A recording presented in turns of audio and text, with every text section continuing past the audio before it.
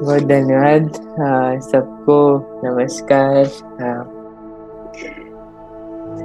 आप सबसे मिलके अच्छा लगा और आप सबसे सबके साथ आराधना में भाग लेना भी अच्छा लगा। आपके गवाही सुनना सब बहुत अच्छा लगा। बहुत दिनों के बाद हुआ तो अच्छा लगा कि आपके साथ एक हिस्सा हो पाए आज ये रविवार को। तो बहुत धन्यवाद ये अपॉर्चुनिटी के लिए, परमेश्वर को, पास्टर सबके लिए। और आज मैं सोच रहा था कि हम क्या बाइबल में से क्या देख सकते हैं। और मुझे ये फिर से आ रहा था कि आशा के बारे में। क्या आप सब मेरा सुन पा रहे? क्या आप सुन पा रहे? हाँ। तो मुझे लगा कि आज हम थोड़ा देखेंगे आशा के बारे में। आशा जो बहुत आजकल हम बहुत कठिन समय में गुजर रहे हैं ना। पूरा देश बहुत मुश्किल के समय में है। और कल के बारे में ज्यादा हमें पता नहीं है, पता नहीं क्या होने वाला है। सबके अंदर वो थोड़ा डर है। और तो एक एक दिन कल क्या होने वाला है, परसों क्या होने वाला है, उतना क्लैरिटी नहीं है, क्योंकि कुछ तो चेंज हो गया हमारी दुनिया में। तो इसके बीच में जो हम मसीह में है, हमारा आशा के बारे में मैं सोचना चाहता हूँ आप लोगों के साथ। और मसीह में हमारा आशा यही है कि परमेश्वर यीशु ने बोला कि वो जीते हैं, वो एक जीवित परमेश्वर है, इसलिए हम भी जिएंगे ना। और क्योंकि वो एक जीवित परमेश्वर है, इसलिए हम भी जिएंगे, ये हमारा आशा है। और यही हमारा गवाही भी है ना। हम हमेशा गवाही देते वक्त क्योंकि परमेश्वर मेरा जीवित परमेश्वर है, इसलिए मेरा जीवन भी जा रहा है और ये मेरा जीवन है। और जो भी हमारे जीवन में होता है वो वही हम गवाही दे पाते हैं कि क्योंकि मेरा परमेश्वर जीवित है, तो इसलिए मेरे जीवन में ये हुआ या ये हुआ, ये चंगाई हुआ या ये नया कुछ आया मेरे जीवन में। और जब हम लोगों को गवाही देते हैं तब भी हम वही बोलते हैं, क्योंकि यीशु जीवित है और क्योंकि मेरे में जीवन परमेश्वर ने दिया है, तो आपके अंदर भी वो जीवन आएगा। वही हम लोगों को भी बोलते हैं ना। जब हम किसी को भी मिलेंगे, अगर आप किसी को मिलते हैं और उनके वो निराशा में है या कुछ संकट में है, तो हमने आज भी ये गाया ना कि यीशु नाम में है चंगाई, यीशु नाम में है वही ना। सो वही हमारा गवाही है कि परमेश्वर जीता है, इसलिए मैं जीता हूँ और इसलिए आप भी जी सकते हैं और पूरा देश जी सकता है ना। ये हमारा आशा है, ये हमारा संदेश है, ये हमारा गवाही है।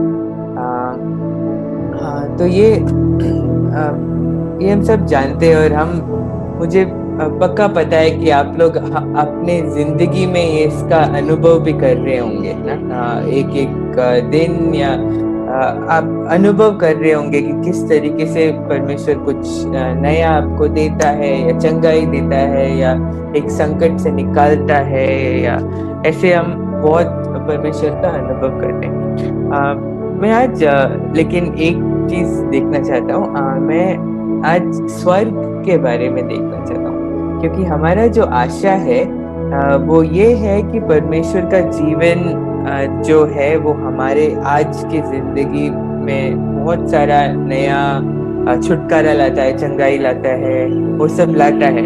पर हमारा आशा में एक बहुत अहम हिस्सा इसका भी है कि हमारा एक अनंत काल का जीवन है ना। और हमारा एक बहुत बड़ा हिस्सा ये भी है कि हम स्वर्ग जो है, हेवन जो है, हमारे आशा का एक बहुत बड़ा हिस्सा है। तो स्वर्ग कैसा होता है, स्वर्ग में क्या होता है, और हम जब स्वर्ग जाएंगे तो हम क्या महसूस करेंगे, और पहला हम स्वर्ग में जाएंगे तो क्या देखेंगे। और आज स्वर्ग का और हमारा क्या लेना देना है? क्या हम यहाँ रहते हैं और स्वर्ग बहुत कहीं और ही है, या क्या हमारा और स्वर्ग का क्या कनेक्शन है ना? पौलुस 1 कोरिन्थी 15 में ऐसे बोलते हैं कि यदि हम केवल इसी जीवन में मसीह से आशा रखते हैं तो हम सब मनुष्यों से अधिक अभागे हैं। फिर से पढ़ूंगा, यदि हम केवल इस जीवन में मसीह से आशा रखते हैं तो हम सब मनुष्यों से अधिक अभागे हैं। मतलब ये एक तरीके से कि हाँ, हमारे ये जीवन में हम बहुत कुछ पाते हैं यीशु मसीह से, पर अगर हम सिर्फ ये जीवन के लिए परमेश्वर के ऊपर विश्वास करते हैं तो हमने एक्चुअली देखा नहीं है कि परमेश्वर हमारे लिए क्या क्या रखा है परमेश्वर ने, और हमारा आशा कितना बड़ा है, कितना अहम है, कितना प्यारा है, और क्या क्या है परमेश्वर ने जो हमें हमारे लिए रखा है वो हमने देखा नहीं है। तो यूहन्ना में एक जगह में लिखा है कि अनंत काल का जीवन मतलब इटर्नल लाइफ जो है वो ये होता है कि परमेश्वर को जानना, यीशु मसीह को जानना ना। और तो ये ऐसा ही नहीं है कि हम मरने के बाद ही हम एक्सपीरियंस करते हैं, वो अभी से हमारा एक तरीके से हम अनंत काल के जीवन का हम उसको मजा ऑलरेडी हम थोड़ा थोड़ा ले पाते हैं, और एक दिन ऐसा होगा कि हम पूरा उसका मजा ले पाएंगे और वो इससे बहुत बेहतर रहेगा, बहुत कुछ आगे रहेगा। पर आज भी हम उसका अनुभव कर पाते हैं ना कुछ तरीके से हम उसका अनुभव कर पाते हैं। और बाइबल में ये भी लिखा है कि आप और मैं परमेश्वर के साथ स्वर्गीय स्थानों में बिठाए गए हैं। आज ये लाइक हमारे मौत के बाद की बात नहीं किया जा रहा है, जिस आज परमेश्वर ने आपको और मुझे स्वर्गीय स्थानों में बिठाया है, ताकि हम जब जीते हैं हम स्वर्ग से एक तरीके से स्वर्ग से जी रहे हैं ना। और ये हमेशा लाइक ये बहुत जरूरी है सोचना कि हम ये दुनिया में भी रह रहे हैं और दुनिया में बहुत सारा कठिनाई है, प्रॉब्लम्स है, टेम्पटेशंस है, बहुत सारा संकट है ना। लेकिन परमेश्वर ये भी बोलता है कि आप स्वर्गीय स्थानों में बिठाए गए हो ना। तो ये हम थोड़ा और देखेंगे। तो एक तरीके से स्वर्ग जो है, एक दिन आप स्वर्ग जाओगे, एक दिन मैं स्वर्ग जाऊंगा ना, पर आज हम ऑलरेडी स्वर्ग में भी बिठाए गए हैं। तो ये दोनों अलग है, पर ये बहुत जरूरी है हमें याद रखना। यीशु ने ऐसे बोला मत्ती 6 में कि अपने लिए स्वर्ग में धन इकट्ठा करो जहां पे कीड़ा ना होता है और चुराना ना होता है ना। अपने वो कि बहुत जरूरी चीज है। जीसस बोलते हैं अपने लिए स्वर्ग में धन इकट्ठा करो। इसका मतलब क्या होता है? लाइक धन हम स्वर्ग में कैसे इकट्ठा करें ना।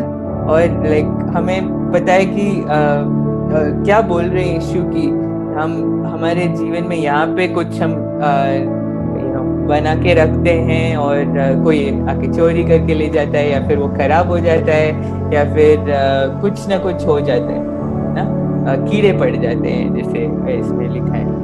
पर यीशु बोलते हैं कि स्वर्ग में धन इकट्ठा करके रखो ना। ये बहुत जरूरी संदेश है यीशु का।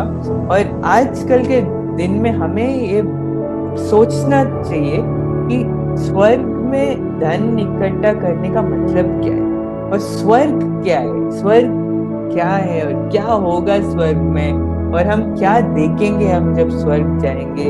ये सब हमें इन दिनों में बहुत जरूरी है कि हम सोचें। जब हमारा पूरा देश और पूरा दुनिया एक तरीके से जिंदगी और मौत के डर में कभी कभी जीता है, तो ये बहुत जरूरी है कि हम ये एक आशा रखें कि हम जाने कि क्या होता है हमारे जिंदगी के बाहर भी हमारा आशा क्या है ना। सिर्फ हमें कुछ मिलने नहीं, चंगाई मिलने की या कुछ काम मिलने का या कुछ पैसा मिलने का, सिर्फ उसका आशा नहीं, पर उसके भी ऊपर हमारा आशा क्या है, परमेश्वर ने हमारे लिए क्या आशा रखा है। तो ये सब हम देखने का मैं चाहता हूँ कि हम साथ में देखें ये सब।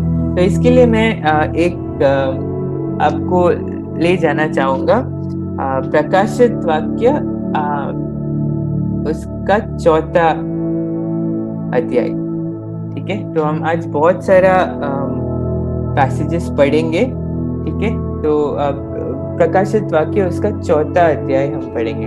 तो इसमें क्या होता है कि यूहन्ना को परमेश्वर ले जा रहा है और स्वर्ग ले जा रहा है। ठीक है, और इसमें एकदम पहला वर्स अगर आप देखेंगे, वो बोलता है कि इन बातों के बाद जो मैंने दृष्टि देखी तो क्या देखता हूं कि स्वर्ग में एक द्वार खुला हुआ है।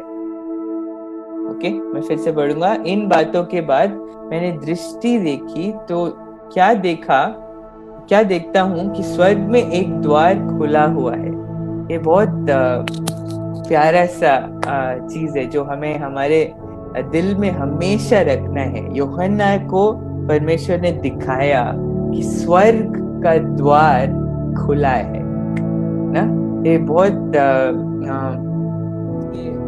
प्रकाशित वाक्य में इसके पहले भी एक प्लेस है, अब हमने आज भी ये सुना ना कि क्या है, एक द्वार है और वो बंद है और यीशु बाहर है और खटखटा रहे हैं।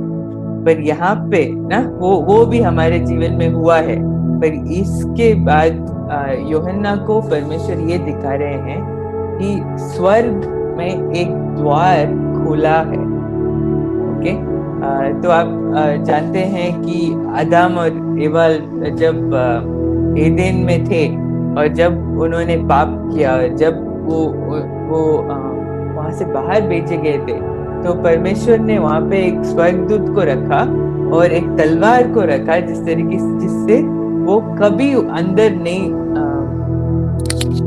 जा पाएंगे।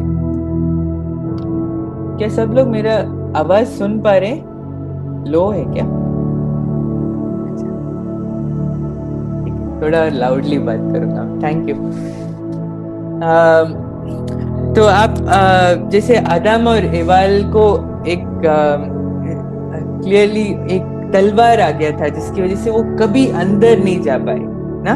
और लेकिन हम क्या देखते हैं हमारे बाइबल में, अगर आप पढ़ते जाओगे तो आप देखेंगे कि यीशु मसीह क्रूस पे गए और हमारे लिए स्वर्ग का द्वार जो है उन्होंने खोल दिया ना। यीशु ने आपके लिए और मेरे लिए स्वर्ग का द्वार खोल दिया। आज हमें और आपको जरूरी है कि हम एक याद रखें कि स्वर्ग का द्वार खुला है। कभी कभी हम आज भी ऐसे बातें करते हैं जैसे स्वर्ग का द्वार बंद है ना। हम सोचते हाँ मैंने तो प्रार्थना किया पर पता नहीं ऐसे ना, या फिर मुझे इसके बारे में पता करना है परमेश्वर से, लेकिन परमेश्वर से कैसे सुनूंगा मैं। ऐसे कभी कभी हम ऐसे सोचते हैं जैसे स्वर्ग का द्वार खुला नहीं है। पर यूहन्ना क्लियरली हमें बताता है कि स्वर्ग का द्वार आज आपके सामने खुला हुआ है ना। ठीक है, तो आगे पढ़ते हैं। और उसके क्या होता है कि उसके लिए एक आवाज आती है और आवाज उसको बोलती है कि ऊपर आ जाओ, ऊपर आ जाओ ना। कम अप हियर इंग्लिश में बोलते हैं कि कम अप हियर, आ जाओ ऊपर। तो एक न्योता, एक निमंत्रण उसको मिलता है ना, एक बुलाहट उसको मिलता है कि ऐसा ही नहीं कि स्वर्ग का एक द्वार खुला है, पर एक्चुअली स्वर्ग से एक निमंत्रण उसको मिलता है कि आ जाओ यहाँ पे, मैं कुछ दिखाना चाहता हूँ आपको कि आगे क्या होने वाला है, मैं आपको दिखाना चाहता हूँ। एक निमंत्रण मिलता है। तो आप याद रखिए कि आपके लिए सिर्फ स्वर्ग का द्वार खुला ही नहीं है, आपको एक निमंत्रण भी परमेश्वर ने दिया है कि ऊपर और मैं कुछ दिखाना चाहता हूँ आपको ना। तो आज आपको और मुझे एक निमंत्रण है और हमें जाना है, एक ये स्वर्ग का खुला जो द्वार है उसमें हमें ऊपर जाना है और देखना है कि परमेश्वर हमें क्या दिखाना चाहता है। ठीक है, आगे जाएंगे और जैसे ही हम वहां जाते हैं, ये ऐसे बोला गया है दूसरे वर्स में कि और तुरंत मैं आत्मा में आ गया और क्या देखता हूँ कि एक सिंहासन स्वर्ग में धरा है और उस सिंहासन में कोई बैठा है। ओके, फिर से पढ़ता हूँ। और तुरंत मैं आत्मा में आ गया और क्या देखता हूँ कि एक सिंहासन स्वर्ग में धरा है और उस सिंहासन में कोई बैठा है। ओके, एक सिंहासन है, एक थ्रोन है और उसमें कोई विराजमान है। और ये बहुत जरूरी चीज है हमें देखना कि सिंहासन, और ये पूरा चैप्टर आप पढ़ेंगे तो सिंहासन के बारे में फिर से आप देखेंगे। जिस ये चौथा चैप्टर में सिंहासन 16 बार आता है। ठीक है, लाइक सिंहासन बहुत इंपॉर्टेंट है। पर आप सोचिए, और अगर आप सोचते हैं स्वर्ग के बारे में, मुझे तो लगता है कि अगर हम पहली बार स्वर्ग जाएंगे, क्या सोचते हैं आप पहले क्या देखोगे? शायद पता नहीं, लाइक हम जिस तरीके से सोचते हैं उसमें हमें लगता है कि शायद मैं देखूंगा कि कितना सारा सोना है, या इतना लाइक कितना क्या क्या चमक रहा है, या कितना प्यारा है ना। और या फिर मैं ये भी देखूंगा कि कौन कौन है और कौन कौन नहीं है ना, कौन कौन स्वर्ग पहुंचा, कौन नरक चला गया, ये भी मैं देखना चाहूंगा ना। पर हम ये इसमें क्या देखते हैं कि जब यूहन्ना स्वर्ग को बुलाया गया और वो जब एक्चुअली वहां पे वो निमंत्रण लेके वो गया अंदर, तो उसकी आंखें पहले ये सोने पे नहीं गई, वहां के लोगों पे नहीं गई, उसकी आंखें पहली गई सिंहासन पे। और उस सिंहासन में कोई बैठा हुआ था। और ये बहुत जरूरी है कि सबसे सेंटर में, स्वर्ग के सेंटर में एक सिंहासन है और वो सिंहासन में कोई विराजमान है और वो है हमारा परमेश्वर।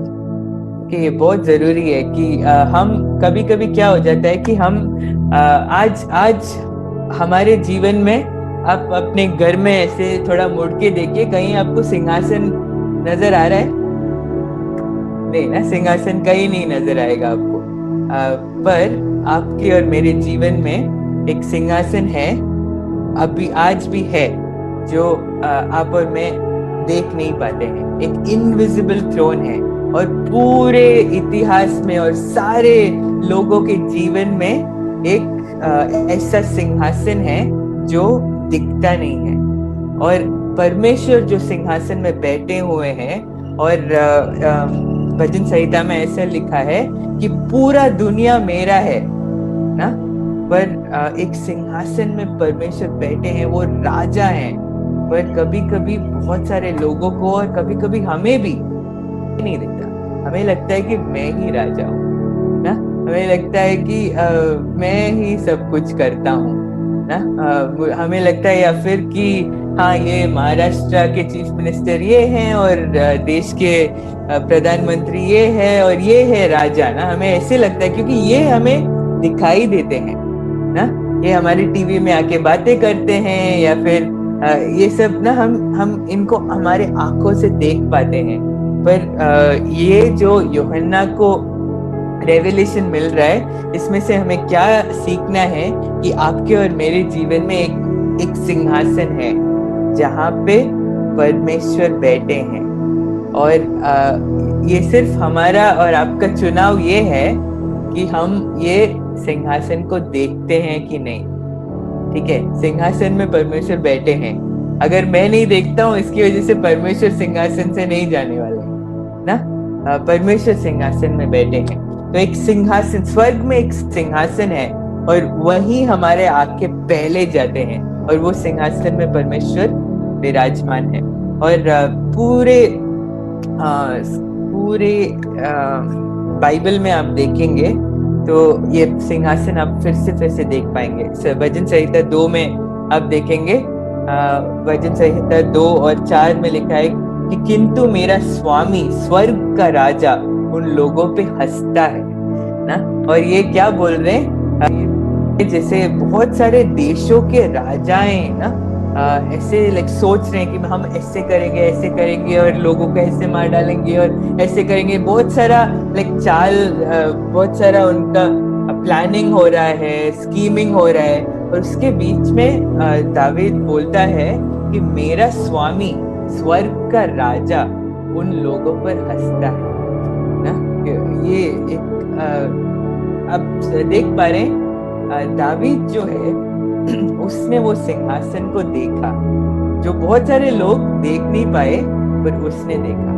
ओके, तो आपके लिए ये सवाल है, आज जब आप पूरे दुनिया को देखते हो, आज जब आपने अपने जीवन को देखते हो, क्या आप परमेश्वर का सिंहासन को देख पाते हैं? क्या आपको दिखता है ये सिंहासन जिसमें परमेश्वर विराजमान है और पूरा दुनिया उनके नीचे आता है ना? तो एक बहुत आपके लिए एक सवाल है। और अब अगर आप देखेंगे, हम मत्ती में 13 में आप देखेंगे तो परमेश्वर बहुत सारे ये दृष्टांत देते हैं ना, राज्य के, परमेश्वर के राज्य, स्वर्ग के राज्य के बारे में बहुत सारे दृष्टांत देते हैं। तो जैसे एक बोलते हैं कि स्वर्ग का राज्य राई का एक दाना के समान है ना, और जिसको किसी मनुष्य ने लेकर अपने खेत में बो दिया। एक राई का दाना, एक छोटा सा ना। और स्वर्ग का राज्य खमीर का समान, जिसको किसी कर आटे में डाल दिया। तो आप देख पाते हैं कि एक क्या होता है कि हमारा, आपके और मेरे जीवन में हम स्वर्ग का राज्य को कभी कभी देख नहीं पाते, क्योंकि वो छोटा होता है। एक राई का दाना होता है और एक खमीर होता है जो पूरा लाइक बहुत छोटा होता है, पर कभी कभी दिखता नहीं है। पर आपको और मुझे यही निमंत्रण है कि आज हम देखें ये सिंहासन जो हमारे जीवन में है और जिसको एक राजा जो विराजमान है ना। बहुत सारी चीज ज्यादा आंखों में दिखती है ना, कोरोना वायरस की सारे न्यूज जो है आंखों में दिखती है ना, और जो लोगों के पास बहुत सारा पैसा है वो हमारे आंखों में दिखती है। जिनके पास पोजीशन है, ये एमपी है, ये एमएलए है, या ऐसे सब चीजें जो है वो हमारे आंखों में दिखती है। जो बड़े बड़े चीजें हैं वो हमारे आंखों में दिखती हैं। पर ये क्या बोल रहा है हमें कि जो हमें नहीं दिखती है, ये जो सिंहासन है वो सबसे बहुत हमारा पूरा जिंदगी ही नहीं, उसके बाद भी स्वर्ग के बीच में हम पहली बात ये सिंहासन को देखेंगे। ओके, ठीक है, आगे चलेंगे। तीसरा पद में ऐसे लिखा है कि और जो उस पर बैठा है वो जब और मानिक सा दिखाई पड़ता है, और उस सिंहासन में चारों ओर मरकत सा एक मेघधनुष दिखाई देता है। तो ये सब ये जब आप देखते हैं यशब और मानिक, इंग्लिश में बोलते हैं जैस्पर और कर्नीलियन, ये दो स्टोन्स का बात करते हैं। जैसे हमें और आपको अगर हम बोलते हैं हीरा, तो हमें समझ में आता है ना कि बहुत लाइक कीमती चीज है, बहुत प्यारा सा चीज है, बहुत अच्छा है। तो इस तरीके से कुछ है कि बहुत कीमती है, बहुत लाइक प्यारा सा है, देखते ही ऐसे लगता है कि ये शानदार, लाइक महत्वपूर्ण कुछ, तो लाइक ये ऐसा है। तो वो क्या बोल रहे हैं कि सिंहासन में जो बैठा है कि इस तरीके से शानदार है ना। और क्या बोल रहे हैं कि एक मेघधनुष है, उनके पूरा इस सिंहासन के पूरे साइड चारों तरफ एक मेघधनुष है। और बाइबल में मेघधनुष जो है वो एक सिंबल है, एक चिन्ह है करुणा का ना। नूह के टाइम में आपको याद होगा कि नूह के टाइम में परमेश्वर ने एक इंद्रधनुष, एक मेघधनुष दिया था, एक रेनबो दिया था, एक चिन्ह दिया था कि मैं कभी और मैं करुणामय होऊंगा और कभी पूरे दुनिया को पानी से नहीं मिटाऊंगा ना। तो एक तरीके से ये क्या बोल रहा है हमें कि सिंहासन में परमेश्वर बैठे हैं और करुणामय परमेश्वर है ना। उनका जो सिंहासन है वो चारों तरफ से करुणा से भरा हुआ है ना। ठीक है, आगे चलेंगे 14 वर्ष में। और उस सिंहासन के चारों ओर 24 सिंहासन हैं और इन सिंहासनों पर 24 प्राचीन श्वेत वस्त्र पहने हुए बैठे हैं और उनके सिरों पर सोने के मुकुट है। तो क्या देखते हैं कि ये एक जो सिंहासन है वो परमेश्वर का सिंहासन है और वही हम पहले देखते हैं। और उसके बाद दिखाई देता है स्वर्ग में कि और 24 और सिंहासन है। ओके, उसके और उसमें बोला गया है कि वहां पे 24 प्राचीन बैठे हुए हैं। तो क्या बोलते हैं 24 जो नंबर है, तो एक तरीके से ये अपने लाइक इजराइल और नई नियम दोनों को साथ में मिला के बता रहे हैं। जैसे लाइक इजराइल के 12 ट्राइब्स जो है और यीशु के 12 चेले जो है उनको मिला के 24 बता रहे हैं एक तरीके से। और एक तरीके से क्या बोल रहे हैं कि सारे परमेश्वर के दास, सारे परमेश्वर के जो लोग हैं उनके एक तरीके से प्रतिनिधि ना, एक तरीके से उनके एल्डर्स वो वहां पे बैठे। तो क्या एक तरीके से क्या दिखाया जा रहा है कि आप और मैं ह्यूमन बीइंग्स ना स्वर्ग में सिर्फ परमेश्वर ही राज्य नहीं कर रहे हैं, आप और मेरे को भी एक्चुअली ये सिंहासनों में बिठाया जा रहा है। वैसे ये जब आप देखते हैं यूहन्ना को ऐसे दिखाया गया कि मनुष्य हम लोग भी सिंहासनों में बिठाए जा रहे हैं और ये हमें कभी भूलना नहीं चाहिए। 2 तिमोथी 2 में ऐसे लिखा है, ये बात सच है कि यदि हम उसके साथ मर गए हैं तो उसके साथ जिएंगे भी ना। यदि हम धीरज से सहते रहेंगे तो उसके साथ राज्य भी करेंगे। 2 तिमोथी 2 में लिखा है कि आप और मैं परमेश्वर के साथ राज्य करेंगे ना। और आज रोमन्स में ऐसे लिखा है कि आप और मैं आज राज करते हैं जीवन में, पर इसमें लिखा है कि परमेश्वर के साथ हम बैठ के स्वर्ग में राज्य करेंगे। ठीक है, आगे चलते हैं। आगे 5वें वर्ष में लिखा है कि और उस सिंहासन में से बिजलियां और गर्जन निकलते हैं और सिंहासन के सामने आग के साथ दीपक जल रहे हैं। ये परमेश्वर के साथ आत्माएं हैं। और ये अगर आप देखेंगे तो परमेश्वर की साथ आत्माएं मतलब अलग अलग 7 आत्माएं नहीं है। इस परमेश्वर के साथ परमेश्वर के आत्माओं के 7 गुण या 7 विशेषताओं को दिखा रही है। तो आप आइजाया 11 में देखेंगे, आइजाया 11:2 में आप देखेंगे तो उसमें लिखा है, और यहोवा का आत्मा बुद्धि और समझ की आत्मा, युक्ति और पराक्रम की आत्मा और ज्ञान और यहोवा के भय की आत्मा उस पर ठहरी रहेगी।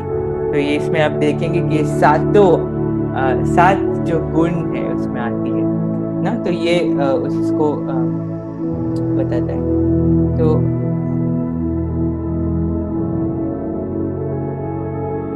फिर हम देखते हैं 5वें पद में ये लिखा है कि और उस सिंहासन में से बिजली नहीं है, हमें पढ़ लिया 6वें वर्ष में देखते हैं, और उस सिंहासन में सामने मानो बिलौर के समान कांच का या सा समुद्र है और सिंहासन के बीच में और सिंहासन के चारों ओर 4 प्राणी है जिनके आगे पीछे आंखें ही आंखें है। पहले प्राणी सिंह के समान है और दूसरा प्राणी मुंह बछड़े के समान है, तीसरा प्राणी मुंह मनुष्य का समान है और चौथा प्राणी उड़ते हुए उकाब के समान है, और चारों प्राणियों के 6-6 पंख है, और चारों ओर और भीतर आंखें ही आंखें हैं, और वे रात दिन बिना विश्राम लिए ये कहते रहते हैं कि पवित्र पवित्र पवित्र प्रभु परमेश्वर सर्वशक्तिमान, जो था और जो है और जो आने वाला है। तो हम ये देखते हैं कि परमेश्वर ये जो स्वर्ग में जो है, हमने पहले देखा कि स्वर्गदूत है, हमने देखा कि मनुष्य है, ये प्राचीन है, और फिर हम देखते हैं कि सारा सृष्टि जो है, सारा सृष्टि भी सब मिला के परमेश्वर का आराधना कर रहा है। और उसके बाद आगे बढ़ते हैं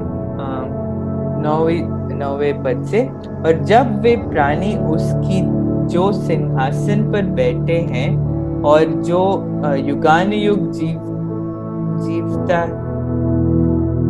है, महिमा और आदर और धन्यवाद करेंगे। तब 24 प्राचीन सिंहासन पर बैठने वाले के सामने गिर पड़ेंगे और उससे जो युगानुयुग जीवता है प्रणाम करेंगे, और अपने अपने मुकुट सिंहासन के सामने ये कहते हुए डाल देंगे कि हे हमारे प्रभु और परमेश्वर, तू ही महिमा और आदर और सामर्थ है, क्योंकि तू ही ने सब वस्तुएं सिरजी और वे तेरी ही इच्छा से थी और सिरजी गई। तो हम देखते हैं कि पूरा स्वर्ग में एक आराधना हो रहा है, और पूरा सृष्टि आराधना कर रहा है, और प्राचीन लोग भी मतलब प्राचीन मतलब जो बहुत बिलीवर्स, आप और मेरे जैसे, पर जिनको जिन्होंने पूरा अपना रेस जो है अच्छी तरीके से किया है, और उनको परमेश्वर ने एक्चुअली एक ऑनर दिया है, उनको एक जगह दिया है, और उनके लिए एक मुकुट दिया है। और हम क्या देखते हैं कि जब आराधना शुरू होता है कि ये लोग भी जाके अपना मुकुट नीचे फेंक देते हैं और परमेश्वर के सामने आराधना करना शुरू करते हैं। तो इस पूरे इसमें क्या हम देख रहे हैं, मैं थोड़ा जल्दी जा रहा हूँ क्योंकि मैं 2 चैप्टर करना चाह रहा हूँ। ये इसमें हम ये पूरा चैप्टर में क्या देख रहे हैं कि परमेश्वर यूहन्ना को बोल रहा है। परमेश्वर ने पहले यूहन्ना को क्या बोला, क्या निमंत्रण था कि आप ऊपर आओ और मैं दिखाऊंगा कि आगे क्या होने वाला है ना। और हम देखते हैं कि पहले जब यूहन्ना जाता है, यूहन्ना को इमीडिएटली परमेश्वर ये नहीं बताता है कि 1 साल वाला है और 2 साल बाद ऐसे होने वाला है ना। परमेश्वर पहले उसको अपना सिंहासन दिखाता है और स्वर्ग दिखाता है और आराधना दिखाता है, क्योंकि ये इस पूरे चैप्टर का एक संदेश ये है कि हम इससे पहले कि आप और मैं हमारा भविष्य देख पाए, इससे पहले कि आप और मैं हमारा देश का भविष्य और किसी और का भविष्य सब देख पाए, बहुत जरूरी है कि आप और मैं परमेश्वर को देखें ना। बहुत जरूरी है कि हम पहले सिंहासन को देखें, पहले हमारा जीवन सिंहासन के लाइन में सही हो, और बहुत जरूरी है कि हम आराधना में जुड़े। वो ही सही हमारे लिए एक सही दृष्टिकोण देता है, ताकि हम देख पाएंगे जब परमेश्वर हमें बोलेंगे कि भविष्य में ये होगा, या भविष्य में आपके जिंदगी में ये होगा, किसी और की जिंदगी में ये होगा। जब परमेश्वर आपको ये रेवलेशन देंगे तो आप सही दृष्टिकोण से ये ले पाएंगे। ठीक है, तो आगे चलते हैं। अगले चैप्टर के 5वें अध्याय के पहले वर्ष में ऐसे लिखा है, और जो सिंहासन पर बैठा था, मैंने उसको दाहिने हाथ में एक पुस्तक जो भीतर और बाहर लिखी हुई थी, और वो 7 मोहर लगाकर बंद की गई थी।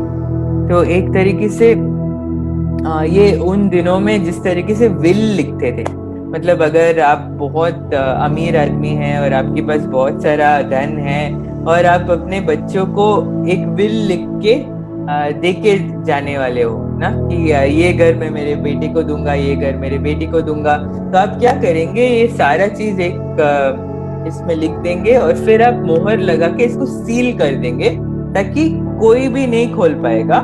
पर जब उसका सही टाइम है तब वो खोल के देख पाएंगे और फिर जो जज है वो देखेंगे और बोलेंगे ठीक है, ये बेटे के लिए, ये बेटी के लिए सही है ना। तो यहाँ पे क्या है कि हम स्वर्ग में देख रहे हैं कि जो सिंहासन में बैठा हुआ है उसके दाहिने हाथ में एक पुस्तक है, एक स्क्रोल है, और जिसमें आगे पीछे दोनों जगह लिखा है और एक मोहर है ताकि वो बंद है। ठीक है, तो एक तरीके से क्या है इसमें, यही है वो जो चीज परमेश्वर ने यूहन्ना को बोला था कि मैं बताऊंगा आगे क्या होने वाला है ना।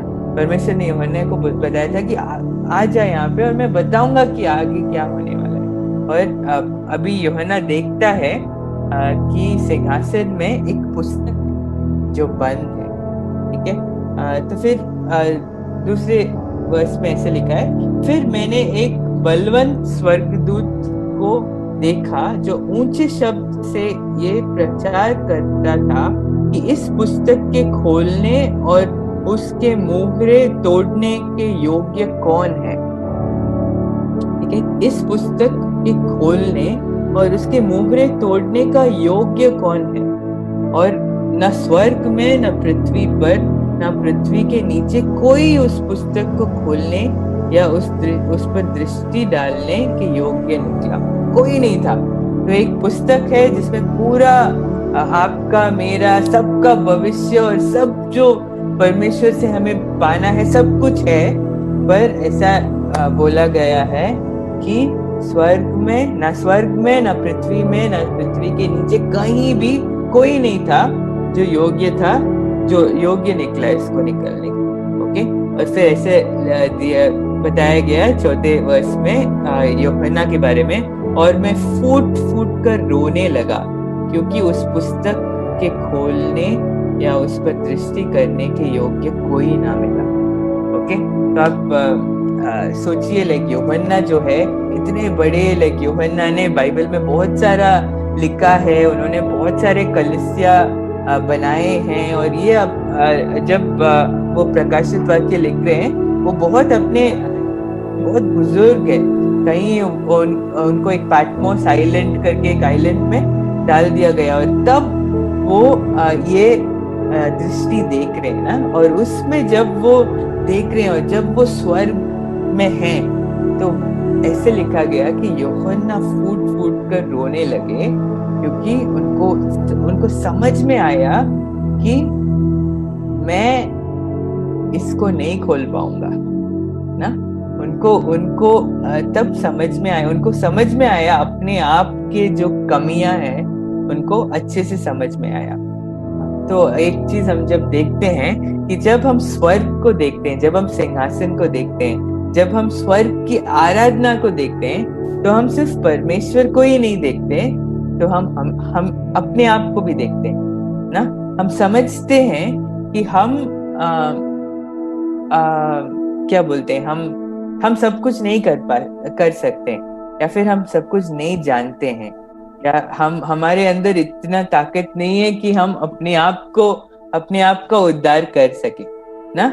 और ये पूरा दुनिया हमारे हम सेंटर में नहीं है ना। और यहाँ पे यूहन्ना को ये समझ में आता है कि मेरे से ये नहीं होगा ना। तो आराधना में हम ये भी सीखते हैं कि हमारी कमी क्या है और हमें परमेश्वर की जरूरत क्यों है।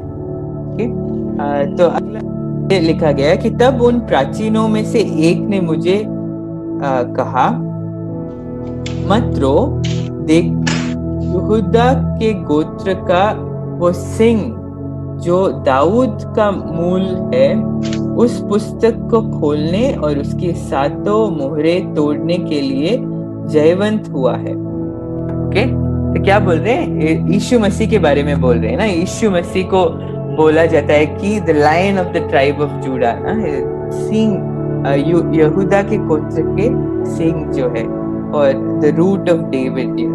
तो क्या बोल रहे हैं कि एक प्राचीन आके यूहन्ना को बोलते हैं मत रो मत रो, क्योंकि कोई एक है जो योग्य है, और वो कौन है? वो है यीशु मसीह। ओके, और वो बोल रहे हैं कि यीशु मसीह है योग्य जो ये पुस्तक को खोल सकते हैं ना। और फिर ऐसे लिखा है 6वें वर्ष में, और मैंने उस सिंहासन और चारों प्राणियों और उन प्राचीनों के बीच में मानो एक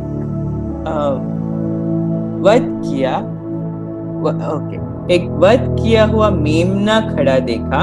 उसके 7 सींग और 7 आंखें थी। ये परमेश्वर की 7 आत्माएं हैं जो सारी पृथ्वी पर भेजी गई है। उसने आकर उसके दाहिने हाथ से जो सिंहासन पर बैठा था वो पुस्तक। तो क्या बता रहे हैं, एक तरीके से क्या हो रहा है कि यूहन्ना को परमेश्वर ने स्वर्ग ले गए, और परमेश्वर ने एक पूरा ड्रामा जैसे परमेश्वर दिखा रहे हैं उनको, एक विजन दिखा रहे हैं ना। और ये क्या दिखा रहे हैं कि एक सिंहासन है और एक पुस्तक है जिसमें सारा बहुत इंपॉर्टेंट चीज है, और फिर वो खुला नहीं जा पा रहा है, और यूहन्ना फूट फूट के रो रहे हैं। और फिर उसको दिखाया जाता है कि यीशु उसको खोल सकते हैं, प्राचीन आके बोलते हैं। और फिर यीशु जो एक मेमना है और एक सींग भी है, वो आके ये पुस्तक को उसके हाथ से लेते हैं।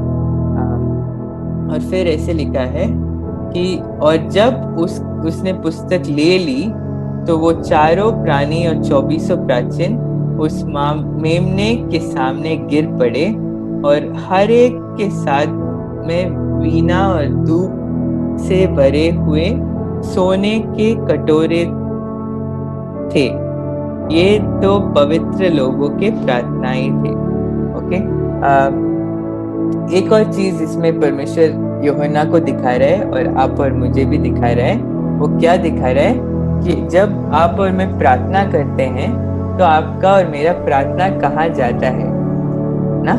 और यहाँ पे हम क्या देखते हैं कि जब यूहन्ना पर स्वर्ग में जाते हैं, वहां पे हैं कि वहां पे एक स्वर्गदूत आपका और मेरा जो प्रार्थनाएं हैं, पवित्र लोगों की प्रार्थनाएं जो है, वो वहां पे है। कहाँ? स्वर्ग में, जहाँ पे परमेश्वर का सिंहासन है, वहीं पे हमारे प्रार्थना भी जाते हैं। आगे पढ़ेंगे 9वीं वर्ष में, और वे ये नया गीत गाने लगे कि तू इस पुस्तक के लेने और उसकी मोहरे खोलने के योग्य है, क्योंकि तूने वध होकर अपने लहू से हर एक कुल और बादशाह और लोग और जाति में से परमेश्वर के लिए लोगों को मोल लिया है, और उन्हें हमारे परमेश्वर के लिए एक राज्य और याजक बनाया, और वे पृथ्वी पर राज्य करते हैं। तो इसमें हमें परमेश्वर यीशु ने क्या किया है हमें क्लियरली बताया जा रहा है। परमेश्वर यीशु आप और मेरे लिए उन्होंने अपना जीवन दिया ना, और आप और मुझे उन्होंने अपने लहू से खरीद लिया। और सिर्फ मुझे नहीं, सिर्फ आपको नहीं, पर पूरे दुनिया में सब गोत्र, सब लैंग्वेज, सब लोगों को उन्होंने लिया, और एक पूरा एक ग्लोबल, पूरा दुनिया का एक परिवार बना दिया। और उन्होंने आप और मुझे ये काम दिया कि हम एक राज्य और याजक बने ना, और पृथ्वी पर राज्य करे, परमेश्वर सेवा करे और पृथ्वी पर राज्य करे। ये आप और मुझे परमेश्वर यीशु ने एक काम किया, यीशु मसीह के द्वारा अवश्य। तो लास्ट फ्यू वर्सेस भी पढ़ेंगे, उसके बाद हम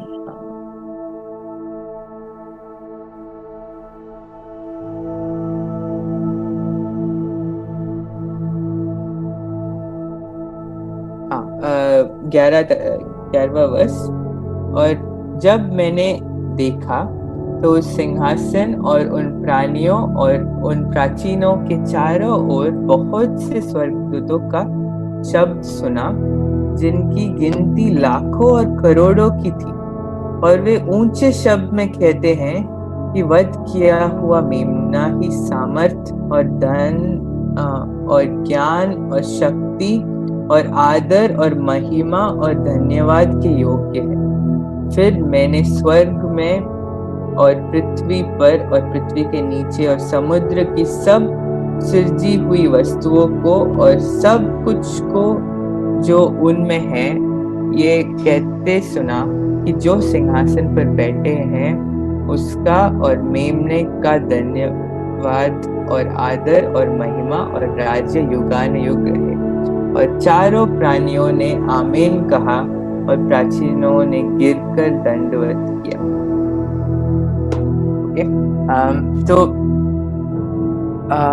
मैं उम्मीद करता हूँ कि आपने ये जो एक विजन जो यूहन्ना को परमेश्वर ने दिखाया, और जब यूहन्ना को परमेश्वर ने पर्सनली स्वर्ग में बुला के दिखाया, एक पूरा चित्र दिखाया उन्हें, और पहले परमेश्वर ने उनको एक सिंहासन दिखाया, ये सारे स्वर्गदूत दिखाए, ये प्राचीन दिखाए, ये लोग जो ये हमारे लिए एक एग्जाम्पल है कि किस तरीके से परिपक्व होने का मतलब क्या है ना। जो लोग जो बहुत जल्दी आपने देखा होगा, ये 2 चैप्टर में जब हम पढ़ रहे थे, ये प्राचीन जो है बहुत जल्दी गिर जाते हैं। आपने देखा वो बहुत ये ऐसे एक पूरा सिंहासन पे बैठे हुए हैं, पर जब भी एक चांस मिले उन्होंने अपना मुकुट फेंक दिया और गिर गए और परमेश्वर का आराधना करने लगे।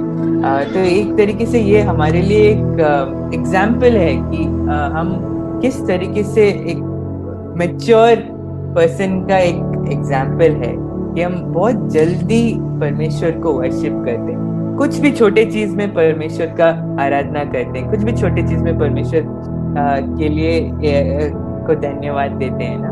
ये एक एग्जाम्पल है, एक उदाहरण है।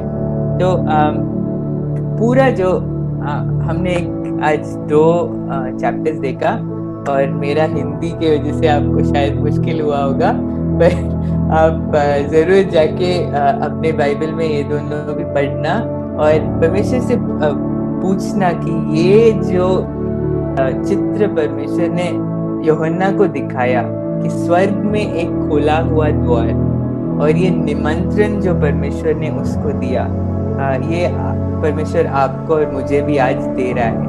और ये परमेश्वर आपको बोल रहा है कि जो भी आपके दिल और मन में बहुत सारे सवाल हो सकते हैं कि मुझे ये चाहिए, मुझे ये पता करना है, या जो भी आपके मन में सवाल है, उसके पहले परमेश्वर ये बोल रहा है आपको कि आप कुछ भी पाने के पहले आप परमेश्वर को देखो। और ये बहुत जरूरी है कि आप पहले परमेश्वर को देखो। पहले आप स्वर्ग में ये जो निमंत्रण आपको दिया गया है उसको आप जाओ और परमेश्वर को देखो, परमेश्वर के सिंहासन को देखो, और अपने आप को ये जो प्राचीन है उनकी तरह बनाओ, जहाँ पे आप जल्दी अपने आप को परमेश्वर की आराधना करने के अपने आप को प्रिपेयर कर सकते हैं इस तरीके से। तो एक तरीके से मुझे ये जो पैसेज है, मैं आपको एनकरेज करूंगा कि आप जाके अब फिर से इसको पढ़ो, अपने आप के लिए इसको ले लो, क्योंकि ये जो है हमारा आशा है, ये हमारा आशा है कि एक दिन आप और मैं वैसे एक में परमेश्वर के पास एक सिंहासन में रहेंगे, और हम आप और मैं परमेश्वर के साथ एक नई सृष्टि में काम करेंगे ना। एक